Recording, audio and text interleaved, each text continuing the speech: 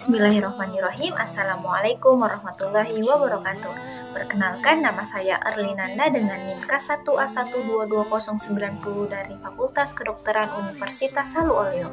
Baik, di sini saya akan menjelaskan tentang Rudetapis larigerti. Nah, untuk morfologi dari Rudetapis larigerti ini atau yang dikenal dengan sebagai sebutan kerang kepah.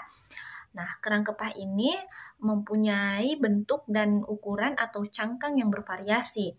Bentuknya itu ada yang melengkung, kemudian ada yang lebar, dan ada yang halus, serta ada yang bergerigi.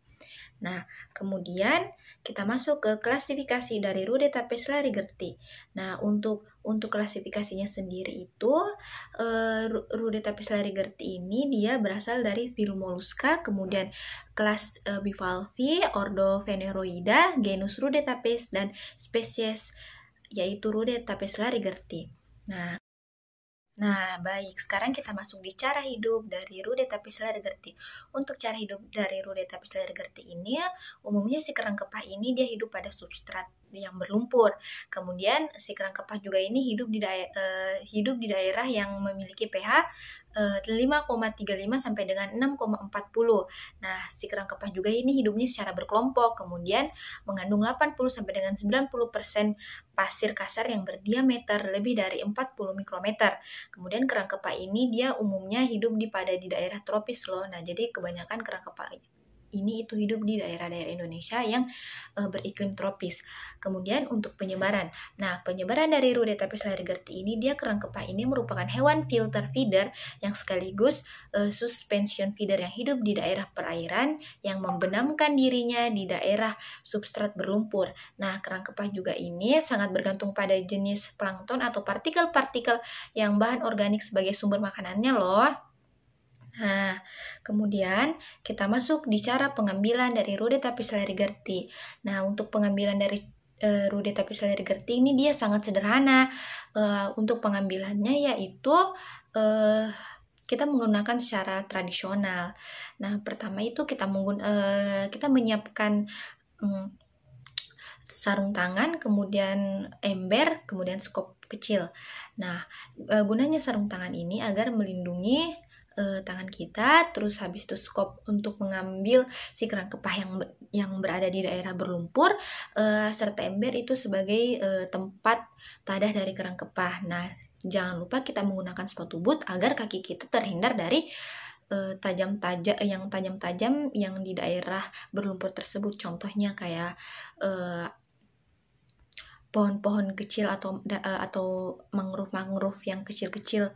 Nah, habis itu kita masuk ke potensi pemeliharaan dari Rudetapis larigerti. Nah, untuk potensi pemeliharaan dari Rudetapis larigerti ini, kerang kepah ini hidup di semua tipe perairan air tawar, terutama pada estuari dan perairan air laut.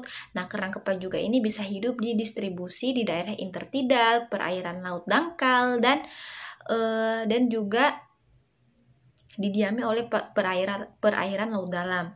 Nah, namun umumnya si kerang kepah ini hidup di hutan mangrove. Dan kita masuk ke manfaat dari Rudetapis larigerti. Nah, manfaat dari Rudetapis larigerti ini atau si kerang kepah putih ini yaitu 1. Meningkatkan kekebalan tubuh, kedua menyehatkan tulang kita, yang ketiga menyehatkan fungsi otot kita atau meningkatkan fungsi otak kita, yang keempat baik untuk kulit, kemudian baik untuk sistem vaskular dan pembuluh darah yang sehat, kemudian baik untuk kesehatan tulang.